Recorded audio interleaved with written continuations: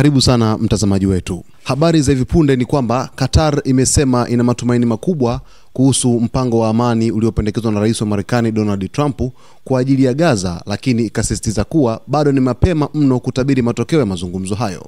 Msemaji wa Wizara ya Mambo ya Nje ya Qatar, Majid Al-Ansar, amesema kuwa maafisa wa Hamas walipokea nakala kamili ya mpango huo usiku wa kuamkia leo na wameahidi kuuchambua kwa umakini na uwajibikaji.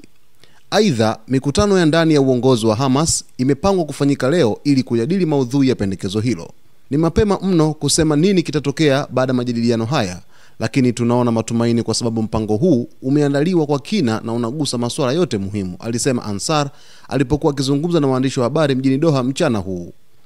Qatar ni miongoni mwa mataifa yanayocheza jukumu la upatanishi katika mzozo wa Gaza kwa kushirikiana na Misri na mataifa mengine ya eneo hilo.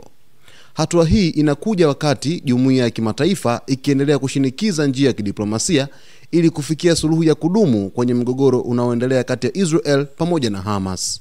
Al-Ansar akimalizia kwa kusisitiza kuwa Qatar itaendelea kushirikiana na pande zote ili kuhakikisha kuwa kila pendekezo linapewa nafasi ya kuchambuliwa na kufanikisha amani ya kudumu kwa watu wa Palestina.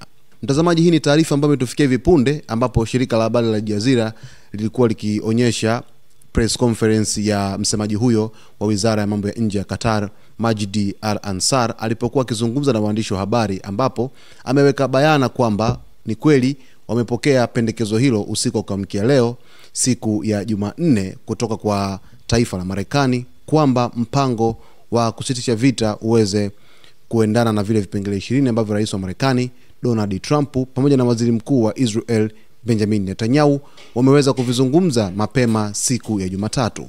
Mtazamaji, salia nasi kila siku ili uweze kufahamu yote ambayo yatajiri katika uga wa kimataifa, hususan mjadala huu wa kuweza kusitishwa kwa mapigano katika ukanda wa Gaza.